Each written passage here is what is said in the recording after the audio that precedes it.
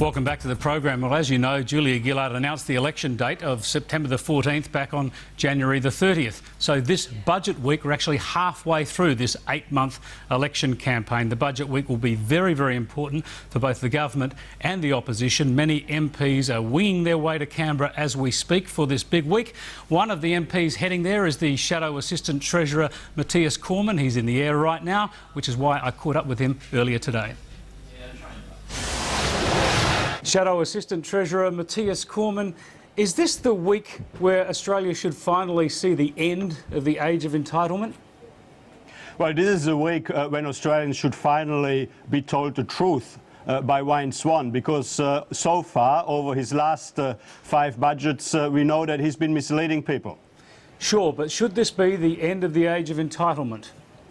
Well, this is first and foremost the week when the Australian government, when the Gillard government and when Wayne Swan in particular should be telling the Australian people the truth about the budget.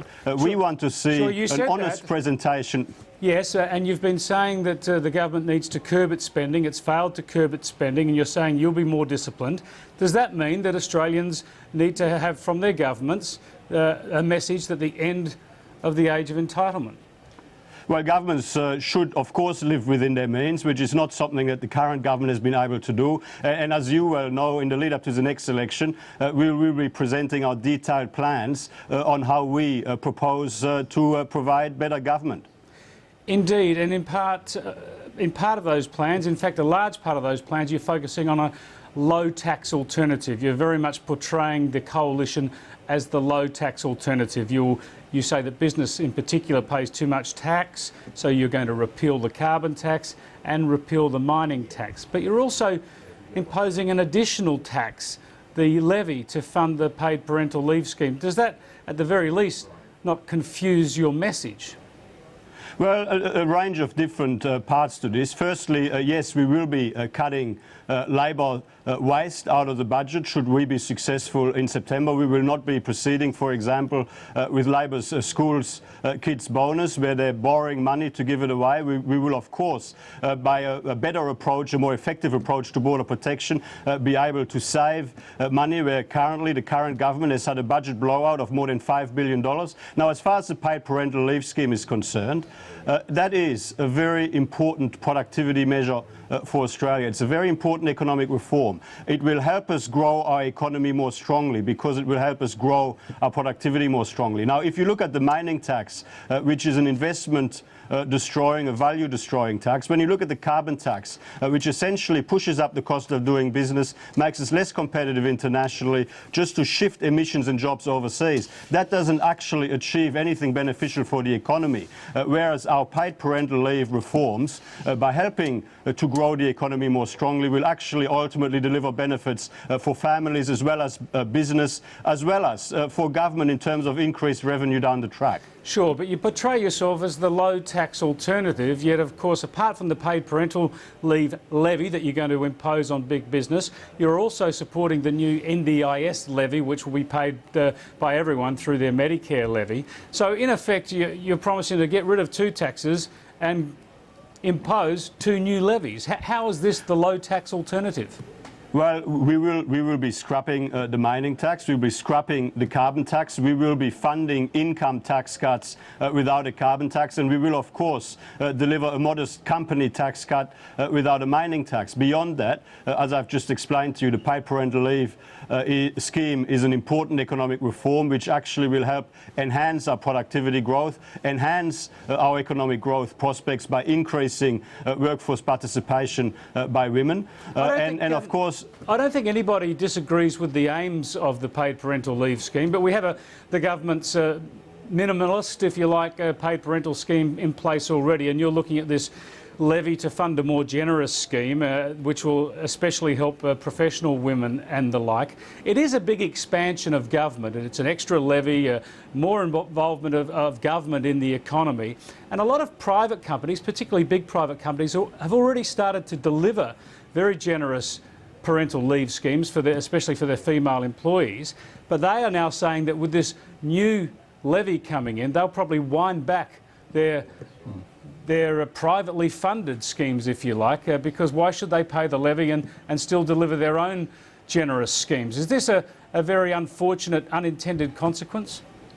Well, again, a couple of elements to my answer here. I mean, we've been very candid. Of course, we would have preferred to be able to fund our fair dinkum paid parental leave scheme from within existing resources. But after 5 years of labour waste and mismanagement, our fiscal position is in a position where that is just not possible. Now, the other element is, you're quite right, many of the larger businesses are already offering very generous paid parental leave schemes that they currently fund. And there's a couple of consequences to this. Firstly, of course, once you've got an across-the-board scheme, they will be able to stop pursuing those schemes, which is a saving for them and an offsetting saving for them. But secondly, for small business who have to compete with larger businesses, who have to compete with the terms and conditions that the public sector is able to offer, that has been a real challenge. Because, of course, if you're a small business, you can't afford to provide a fair dinkum paid parental leave scheme in the same way. And of course, that has provided a significant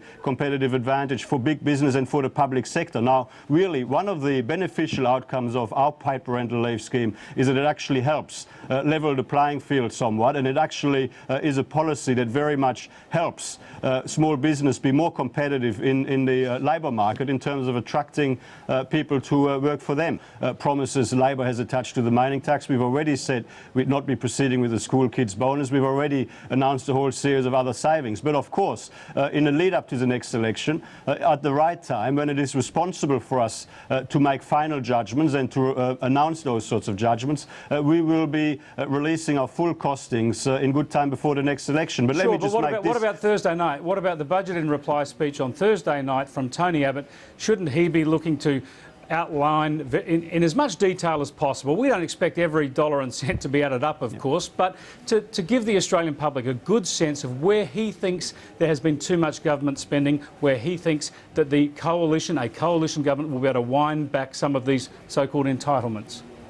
Well, Tony Abbott, in his budget in reply speech on Thursday, will of course take the Australian people into his confidence about the direction that an Abbott-led coalition government would go, about our plans for real solutions for all Australians. But of course, on Tuesday night, from our point of view, nothing changes. We don't trust Wayne Swan's budget papers. If you look at his past track record, his budget predictions have never come through. He's always overestimated revenue, only to climb down after and say, shock horror, revenue has collapsed, when it's of course continuing to increase. It's just collapsed against his overly optimistic and always unbelievable predictions. Which is why I'm pretty keen to focus on the opposition alternative. Let's look at a couple of your schemes. But Chris, there's an important point here. If I can just make this point though, we will follow proper process. We will go through a proper, methodical, structured and professional process. And for us to be able to make final judgments, we need to know what the starting position is. We need to know what the true state of the budget is. And we will take our guidance from the pre-election fiscal outlook, which is going to be released independently and objectively by the Secretaries of Treasury and Finance 10 days in to when the election has formally been called, which is by the 22nd of August. That means voters and taxpayers have to wait. You're telling us you won't trust the budget. You'll wait till the election campaign before we. Well, Chris, that is the responsible course of action for us to take. The Labor Party can jump up and down as much as they like. We are not going to make decisions, final judgments, without having all of the facts that we need to make judgments in front of us. And Wayne Swan's budget document is not going to be a set of facts. It is just going to be more fiction from a widely discredited treasurer. Well, let's look at a couple of ways you could easily save some money on your costings. You've been promising for a couple of elections now a green army, up to 15,000 people on 6-month contracts working in conservation around the country. It's going to cost over $250 million a year. Surely you need to put that aside. We can't afford that in the current fiscal climate. Well, Chris, I'm not going to give you like our detailed budget forecasts pre-election on your show tonight. I mean, this week that would be one extravagance you could share with us on this program, and you could move on. As I said to you, we've already announced quite a few savings already. There will be more announcements in good time before the next election. We will make final judgments on all of our priorities and the way they ought to be costed in the context of the budget once we know what the true state of the budget actually is. Let me try another area for a more general commitment, and that is we're already seeing record levels of foreign aid paid by Australia, about $5 billion a year, but both sides of politics, of course including the coalition, committed to see that increase by $3 to $4 billion over the next 4 years. Surely if we could just restrict the increase in foreign aid to inflation, that is not cut it, just keep the increase to inflation, there are at least $3 billion there that you can save. You can stop borrowing money to send it overseas, as your former Finance Minister Nick Minchin says.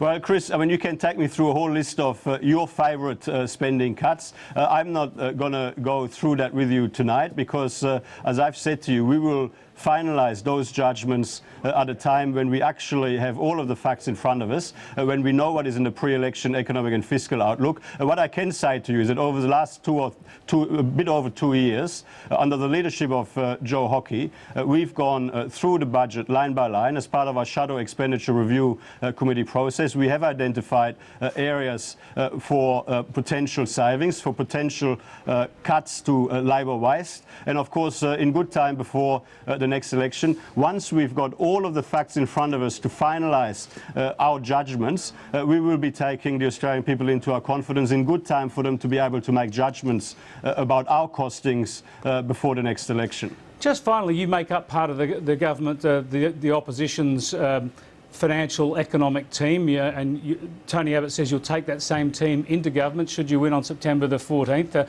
That of course is Joe Hockey as Treasurer, Andrew Robb as Finance Minister, yourself as Shadow Treasurer.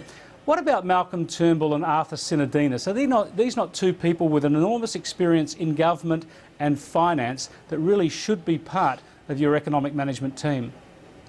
You're of course right that people like Malcolm Turnbull and Arthur Sinodinos are exceptional and outstanding contributors with great experience who I'm sure will make an outstanding contribution to a future Abbott-led coalition government. But you know what? I'm not going to give Tony Abbott advice about those sorts of judgments which are really the prerogative of a Prime Minister or the leader of the party to make. And I'm sure that Tony Abbott is well aware on all of the talent that he's got available to him, and he will make the right judgments on how best to deploy it should we be successful at the next election. Matthias Cormann, I know it's a very special Mother's Day in your family today, so I appreciate you taking the time out to join us on ViewPoint. Always good to be here. Yes.